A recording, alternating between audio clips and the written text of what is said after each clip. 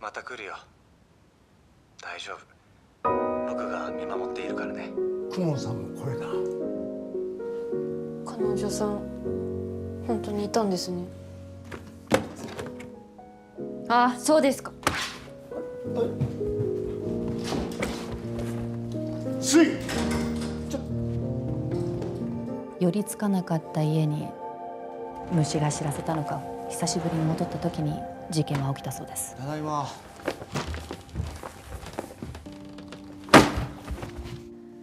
事件？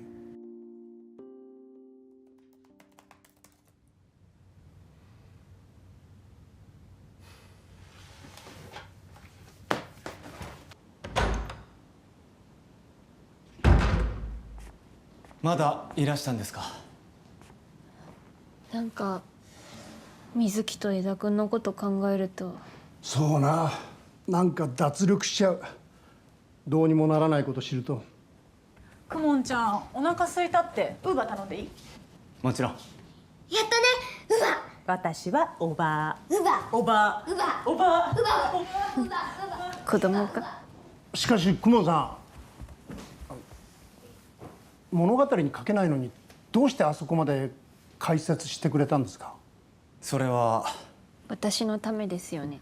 え？親友の水木の潔白を私のために証明してくれたんですよね。なぜ私がそんな面倒なことしなきゃならない。単なる頭の体操です。公文さんはそうでも、私に疑似恋愛してくれてる三島公平さんがフォローしてくれたんです。ありがとう。閉じ込められてる三島さん。聞こえますか？そう思いたければ思えばいい。なるほどな。全ては水のためですか。水の信じたくないという思いに応えた。かっけえ。三島公平かっけえ。公文さんどうです？この際疑似とか言わずに2人付き合っちゃえば。やだ、お父さんそういうつもりで言った。あなただって恋人の1人や2人いたっておかしくないんだし。2人はおかしいでしょ。そうだね。言葉のあや。私は完全に飼い猫認定だにゃ。にゃ。そう確かに2人はおかしいね。つまり私にはすでに恋人がいるという意味です。くもんちゃん、私のことワンちゃん。お前は猫だにゃ。にゃ。ああ、また妄想の彼女がいるとかなんとか。現実に存在する。見たことも聞いたこともないしよ。この人。パジャマって病院ですか？長患いしています。私は時々つぼみ、彼女の見舞いに。つぼみさん。嘘、知らなかった。知ってるのは編集長だけかな。私が多忙の時は着替えなど補充してもらってるんで。長患いってどこがお悪いんですか？まあそれは個人情報なので。ただおかげさまで回復基調にあります。どっかの適当な画像じゃ。はあ？また来るよ。大丈夫。僕が見守っているからね。公文さんの声だ。彼女さん本当にいたんですね。はい。なんで？水。何か思わせぶりな態度で勘違いさせてしまったのなら謝ります。勘違い？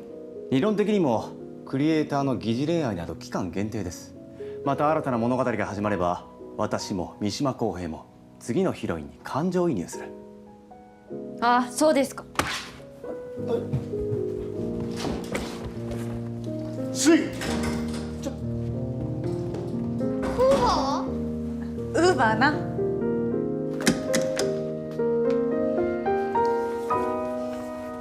遅い。水。少々お待ちください。ずいぶん応対が違うな前と。所詮売れてなんぼか。黒目先生、これ出張先のお土産です。どうぞ。どうも。連絡くだされば私の方から参りましたのに、わざわざ社まで。で今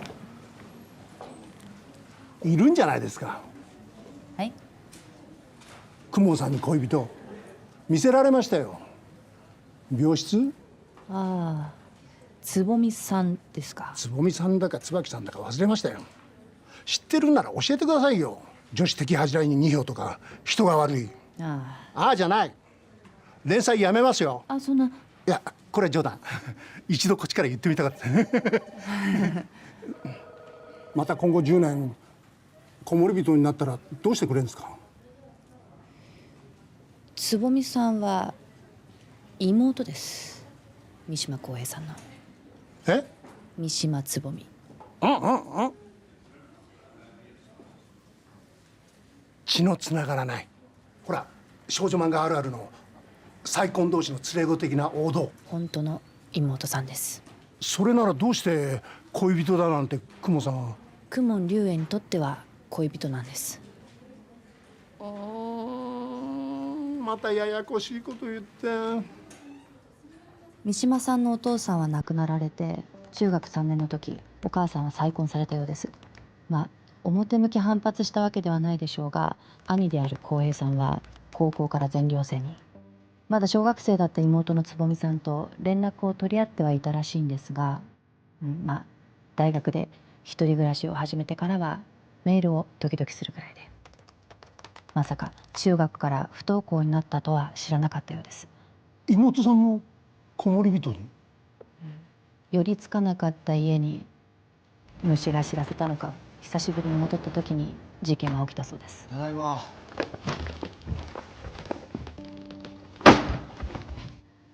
事件？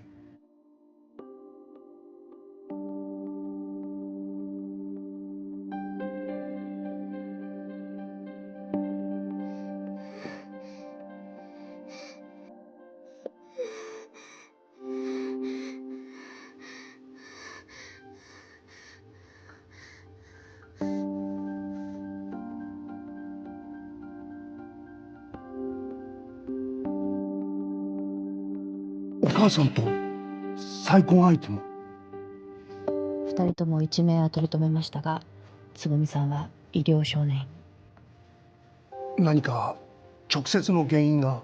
さあ、それは三島さんも詳しくは聞いていないようです。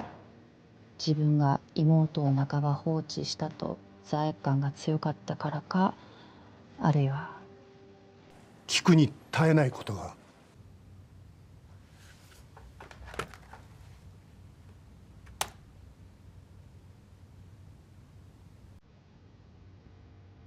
つぼみさんはその後も自傷行為を繰り返し精神不明。三島さんはその頃からつぼみさんをモチーフにしたラノベ小説を書き始めました。物書きの業ですね。不思議なことにヒット作を連発するようになります。かわいそうな妹を冷徹な目で物語に組み込み、やがて次々アニメ化、空前のブームを。編集長がおっしゃってた、それが悪魔と取引。公文龍炎の誕生です。死にたがる彼女を1000回救う。はい、それもまさにつぼみさんのことです。公文さんはつぼみさんにある時、催眠療法で辛い過去を消去させました。オレンジのウィッグで別のキャラを埋め込んだんです。それが